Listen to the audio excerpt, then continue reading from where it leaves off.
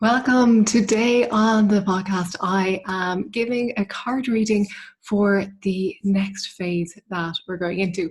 We have just experienced the most powerful full moon solar eclipse, not full moon, I always do this, new moon solar eclipse and solstice.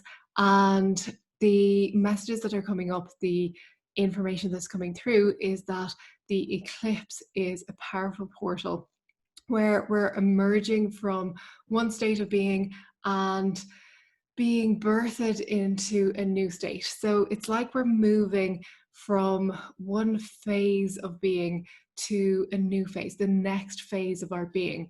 So call it evolution, if you will, call it whatever you like. It's sorry, my cards are in front of me.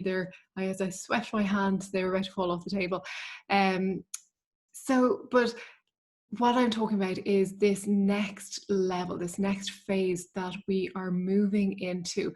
And what I wanted to do was to dig a little bit deeper into that and to see what is in store for us, what energy is coming up, and how that affects the collective.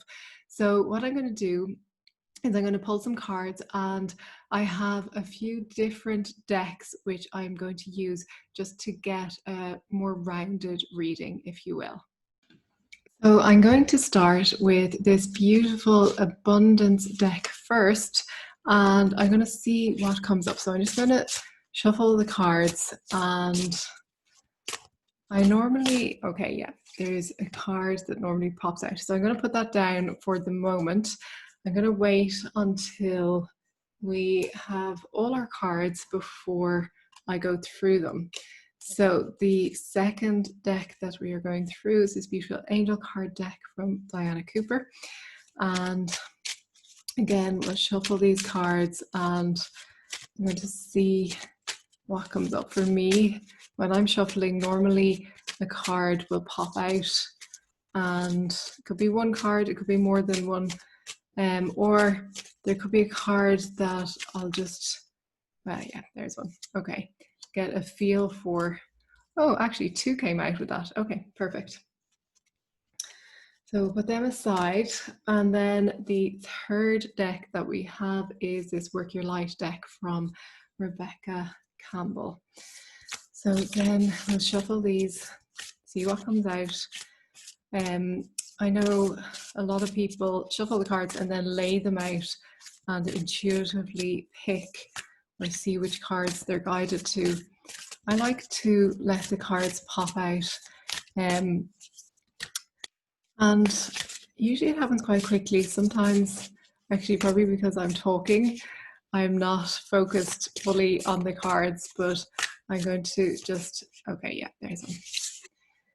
Now, okay. So what do we have? So our first card, okay, it says the key to happiness is to understand that what you feel inside is not determined by what is happening outside. Choose an inner life that is joyous, peaceful, and contented, even when you're in difficult circumstances. So this is telling us to be mindful of our thoughts, to choose positive thoughts, no matter what is going on around you. Now, I'm not one to be all love and light despite what's going on in the outside world. I do think that we have to pay attention to what is going on, but I do think we can observe without being drawn down into it. We can observe what's happening without letting our vibration lower. So we can see what's happening, we can acknowledge what's happening, we can send love to the people, the situations, the circumstances in our lives and in the greater world as a whole, but we don't have to be drawn down into that energy. So it's saying the key to happiness is to understand that what you feel inside is not determined by what is happening outside. So if all chaos is let loose outside, you can still hold that inner peace. I think it's the Desert Rata that says, go happily amid the noise and haste, and remember that peace lies within. It's something like that. I can't remember the exact line, but it's basically saying amid the noise and hate outside of you, go happily and be peaceful within yourself. So going forward, we're being reminded that our thoughts are super powerful and to maintain our balance and alignment, which is true mastery, really, when we can stay in that alignment no matter what is happening outside. Okay, the next card that we have, honesty. Okay, so it's saying angel wisdom reminds you that your every thought, word, and emotion and action is reflected in your aura. When you are honest, your aura is crystal clear. Everyone knows where they are with you and feels totally safe. The angel suggests that you look within and purify any murky thoughts and feelings. And when you are totally honest with yourself, you behave with integrity and dare to be open, for there is nothing to hide. People respect and trust you. As you radiate a resonance of honesty, people respond to you with openness and honesty in their turn. So this really complements what we were talking about. It's saying about purifying any murky thoughts and feelings, which is exactly what this is saying, to be mindful of your thoughts and to choose an inner life that is joyous and peaceful. So when we purify murky thoughts and feelings, then what's left but joy, bliss, happiness? When we think about it, it's really only those thoughts that drag us down, that make us feel unhappy, that cause us to be in that state of pain or suffering. So honesty and also integrity. Integrity is so important. It is doing what you said you would do, following through on what you promised. It is being in integrity, showing up for yourself, showing up for others. If you commit to something, committing to it and not backing down. If you promise something to someone else, following through, being in integrity with your actions, but also with your thoughts, thinking about other people in a positive light. Sometimes there is that state of being with somebody and talking to them to their face in the most positive way and being really positive when you're around them, but then as soon as they turn their back, that the other person will start saying things about them that aren't nice, gossiping or giving out or whatever it is. So being in integrity.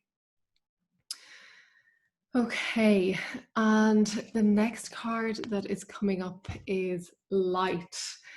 So light illuminates darkness and gloom, bringing hope and inspiration. Ask the angels to fill you with more light, for it contains spiritual information and knowledge. These are keys to the universe and bring love and peace, as well as unlocking the wisdom within you. As your light becomes stronger and clearer, you will find clarity and purpose. You will radiate brightly and become a beacon, reminding others of the divine help available. Angel wisdom suggests that you ask the angels to ignite and strengthen the divine flame within you. So this card is saying about light, about filling ourselves with more light, igniting that light. And this is what I'm talking about the next phase. The next phase is being in the light, walking in the light, being the light, standing strong in the light and radiating that light no matter what. As I was saying, no matter what's going on around you, no matter outside circumstances, standing strong in your light, being that beacon of the light and radiating that out and standing strong in that, not vacillating between light and dark whenever something sways you in a different direction. It's standing strong and tall in the light no matter what is going on. And that takes courage, that takes effort at first, that takes willpower, it takes aligning with the divine to be able to stand strong and tall in the light. You can't do it on your own. You can't do it through personal willpower. When I talk about willpower, it's the will of the divine. So it's about aligning with divine will and integrating that into your life. So being the light, so thinking happy thoughts, being positive, being honest, being the light, standing strong and tall in the light. Okay, this next card is Mintican, longing for home, belonging, the original light workers.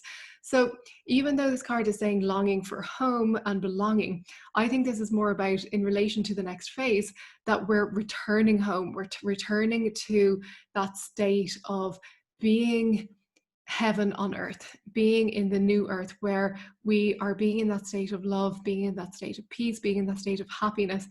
and returning to that, bringing that heaven to earth. So the longing for home is something that we've been searching for, but I think that search is ending. It's not going to end overnight, but it is gradually ending. And the original light workers, those of us who are light workers, who have come here lifetime after lifetime, striving to bring more light in, striving to help others to rise up and return to the light, that is that's the tipping point has occurred. So this next phase is, up to now, the light, the darkness was in favor. So now we're at this next phase where the light is going to be, this the tipping point between the darkness and the light is going to take over. So the light is going to be more prevalent than the dark. And that's really, it's like a domino effect. Once that starts happening, there's no stopping it. It is going to happen. And those of us who are resisting the light are going to be in a state of suffering if we keep resisting. But if we surrender to the light, then we will just flow like those dominoes, and we will open up to greater joy, bliss, peace, and happiness than we have known before. And that's available for all of humanity. So I think that presents a beautiful picture of where we're going. So being conscious of your thoughts, choosing an inner life that is joyful and peaceful, being honest with yourself and all others, being in integrity, being the light, holding the light no matter what is going on inside you, and belonging, longing for home or returning home, being heaven on earth, being in a state, and that heaven on earth can be within you, even if it's not happening around you in your family or your community. That heaven on earth can be within you, and that then spreads, and that domino affects others, and others start lighting up and receiving that light and being that light. So the more of us who hold the light, the more it opens the door for others to follow through. So enjoy this next phase. Make sure that you are taking care of yourself, nurturing yourself, attending to your needs, and holding space for the light. Because when we nurture ourselves, when we attend to our own needs first, then we can hold space for the light. We can make sure that we are in a good place energetically to be keepers of the light and to hold that light. So thank you once again for being here. I honor you, I thank you, and I will see you next week for another episode of the Fiercely Spiritual podcast. Bye-bye.